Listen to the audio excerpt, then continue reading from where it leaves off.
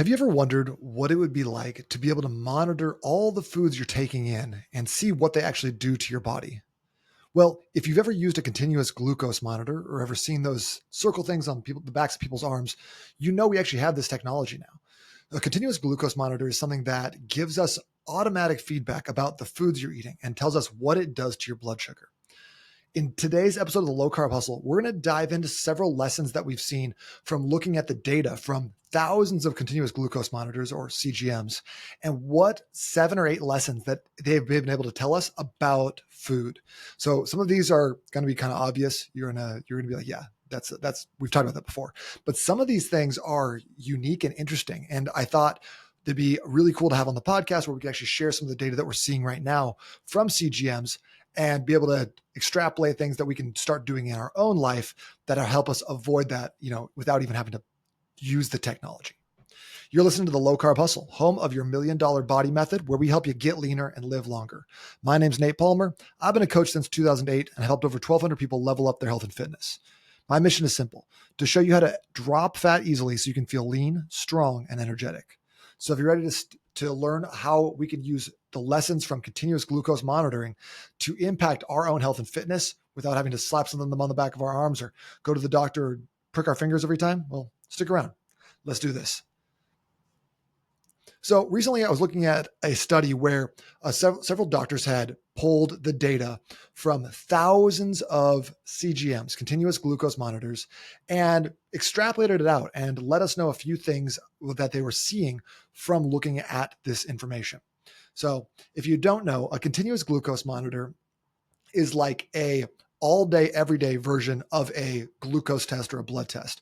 Now, if you get a blood test, you get your annual physical, you get a number called like your glucose number, right? And that's generally, you want to see that be below 100 if you're fasted. Once you start going up above 100, 120, that's when we start getting to prediabetes and diabetes. So that's an issue. A1C is another number you're going to see on that report. A1C is basically a snapshot of it. What does your blood sugar look like on a 3-month basis? Because if you drink a Coke, your blood sugar is going to shoot way up. If you are fasting, your blood sugar is going to stabilize and lower. So we get day-to-day fluctuations. We even get things like your blood sugar will spike in the morning when you wake up because your cortisol goes up. Your blood sugar will spike after a workout. So you get these day-to-day fluctuations throughout your glucose. So sometimes just looking at a snapshot of our blood sugar is not necessarily what we want to do. There's also the cheaper versions. I think you can get these for like $10 on Amazon. It's just like a finger prick and it comes with little test strips.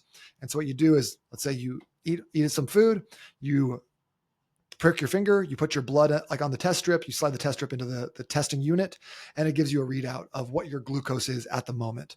This is really interesting. I've done this a lot with different foods where I'll test it 15 minutes, 30 minutes, 45 minutes, 60 minutes afterwards to see what effect it has on glucose long-term. But that's just a kind of an annoying way of doing what these continuous glucose monitors do, which is basically track your blood sugar in real time all day long for months. And a lot of people will do these for 3 months or 6 months as a way of figuring out what's going on with their glucose, especially if you've got prediabetes or type 2 diabetes.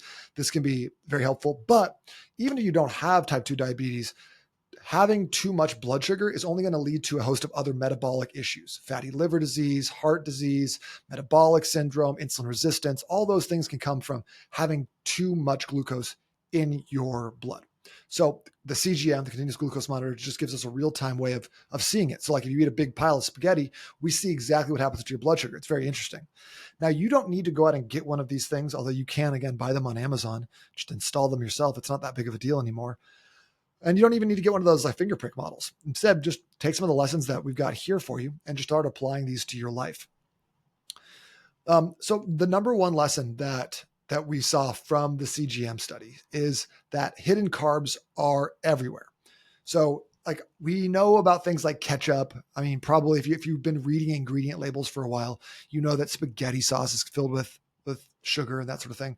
But you start seeing it in things like hot dogs, sausage, beef jerky, different spices, all kinds of condiments have sugar in them, soups, broths, just a ton of stuff that you wouldn't even necessarily think, like beef jerky. Most of us think that's like a pretty healthy food, but a lot of times it's being covered in sugar. Even things like, we know French fries aren't good, but did you know that McDonald's French fries finishes with a light film of sugar on top of it to make it more palatable and make you have a better dopamine response. So you like the French fries more when you're eating them. So we get this is just rampant throughout the food industry. It's a way of making it more palatable, giving you more of a dopamine response, and making you more addicted to these hyper palatable, overly processed foods. I would love to go back to the days when sugar only came from sugar cane and we didn't have any of like the corn syrup and stuff like that we have right now. Because that back then, sugar was so expensive. And if you had like a sugar cube, you were living in the lap of luxury. That was like one of the peak delights that you could possibly have. Now we just refine corn, turn it into high fructose corn syrup, and that stuff's so cheap, it just doesn't even matter. We can just put it into everything we're eating to make it more palatable. Also, what I think is kind of funny is that it costs more money at the store to buy foods without sugar in them. Like a sugar-free spaghetti sauce is going to be like $1 more than just the regular kind, which is crazy that, to have a food without something in it costs more than having it with it in it. I think that just speaks to the industrial complex that our food is currently living in. Okay, this one I thought was really interesting. Number 2 here was avoid seed oils and vegetable oils, especially from restaurants. And this was a kind of an interesting one because when the doctors were asked about this one, they were kind of like, we don't necessarily know how to explain this. We don't necessarily see what the big change is or why this is like so important. But most restaurants are cooking with a canola oil, a vegetable oil, a rice bran oil, a grapeseed oil, something along those lines. That's going to be like a seed oil. And when you cook at home, you have the option of cooking with olive oil or avocado oil. Now, when people would cook a similar meal at home, the CGM response, the blood sugar response from those meals was way drastically lower than when you eat the same things at restaurants.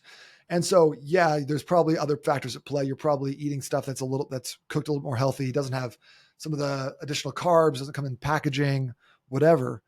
But after looking at thousands of glucose monitors readings, the lesson that they came away with was avoid seed oils and vegetable oils from restaurants.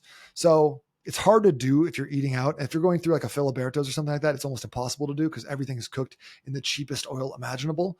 But you can always order like a steak cooked like a dry, I think. I don't even remember how we say it, but you can ask at the restaurant to not cook your meat in oil, and they'll do that. They're cooking all your stuff. They can cook whatever. And as a side note on restaurants, a lot of people are always asking me, what should I eat at a restaurant? And I just tell them to follow the $1 million body framework, to have a protein, have a vegetable, have a carbohydrate, especially if you're eating out for dinner. So if you can go to any restaurant, they're going to have chicken, they're going to have broccoli, they're going to have potato. You can just get that. Even if it's not on the menu, you can order stuff and people will bring it to you at restaurants. It's the coolest thing. It's one of the reasons I love going out to eat. It's just they bring you food, they take it away, they wash your dishes. It's amazing. Number 3 lesson, and we've talked about this before, but this was like an interesting perspective to see, which is don't combine carbs and fats.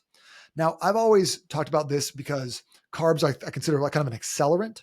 When you raise your blood sugar, you are going to be stashing the other nutrients in your blood somewhere. So if you're having carbs and protein, it's a great way to build a little bit more muscle because the insulin opens up your muscle cells. The blood sugar kind of ushers that into the muscle cells, and you get more muscle growth out of that.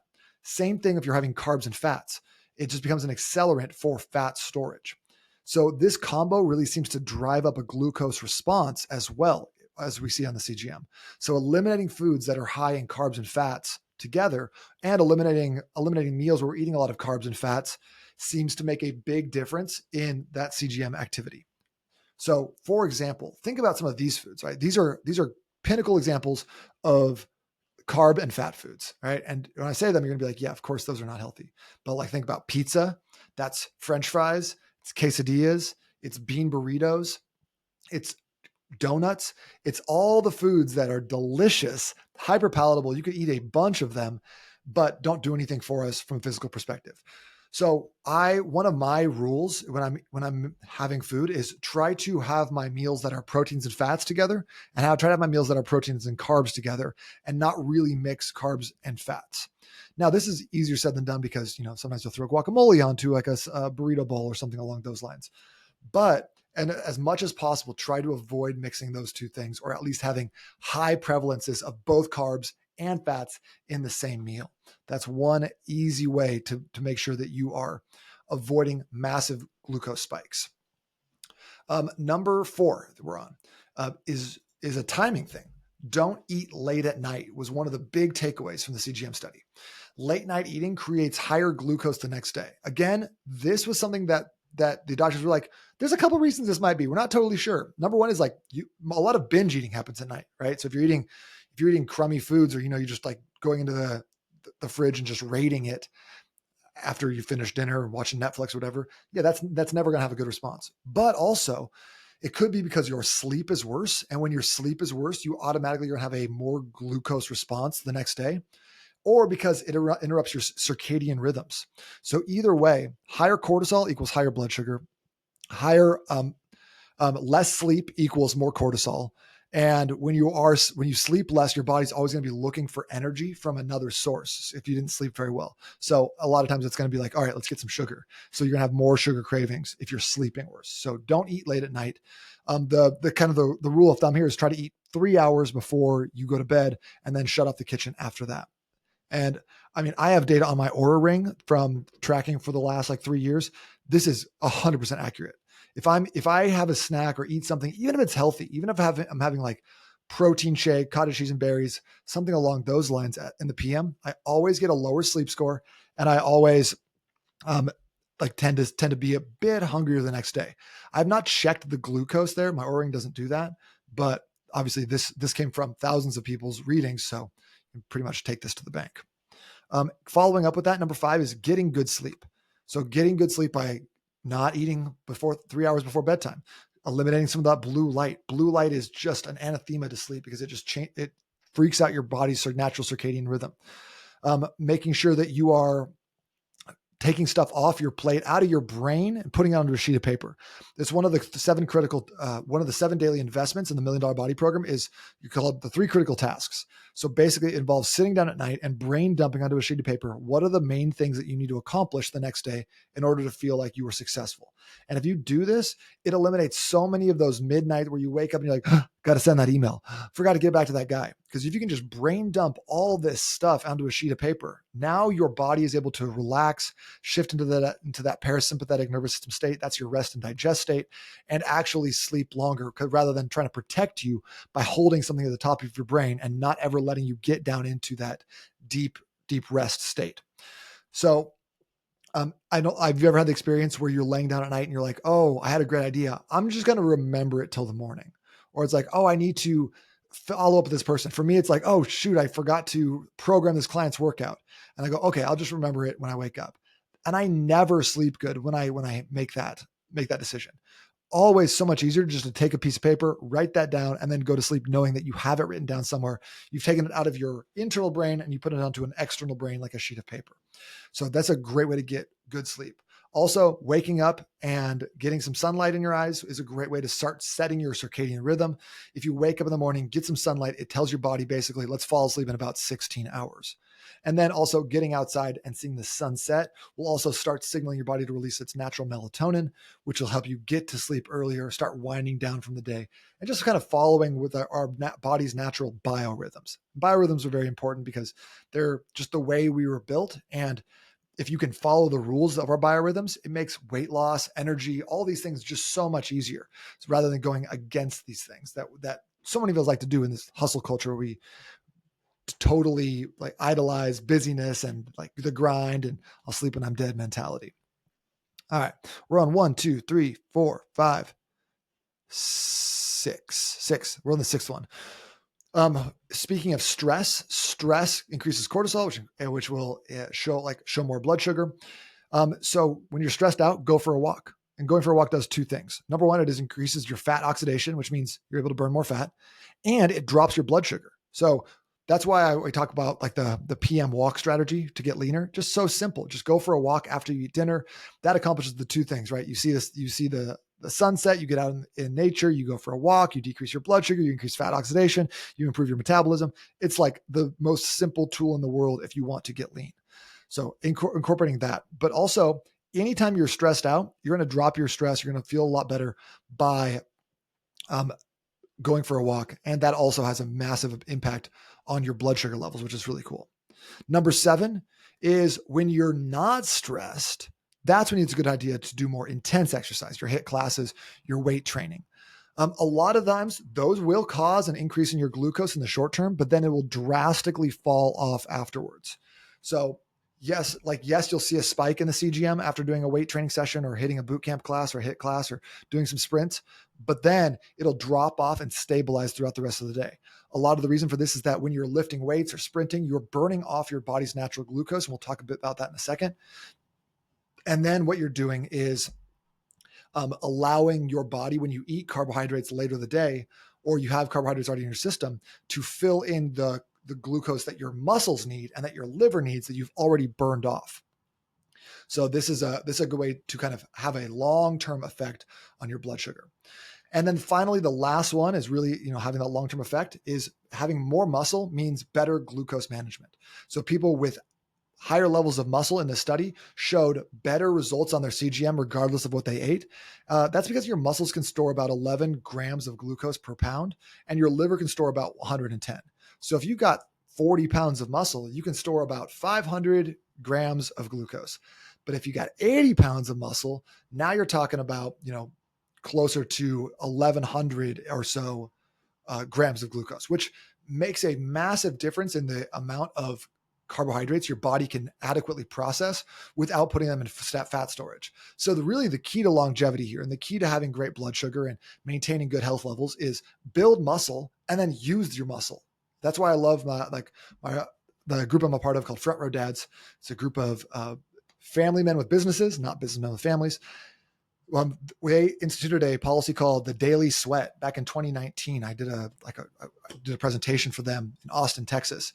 And as a part of this presentation, we did a daily sweat where for every day for 90 days, we get outside and sweat and we check in with each other. And since 2019, I've been instituting this policy in my own life. I got to move every single day. Just have to. That's one of the core values in my life, because physically very, very important for me, and mentally it keeps me from, going off the deep end, which, I've always feel like I'm right on the edge. So more muscle equals better glucose management. So build that muscle using weight training and then maintain that glucose burn by getting a chance to move every day.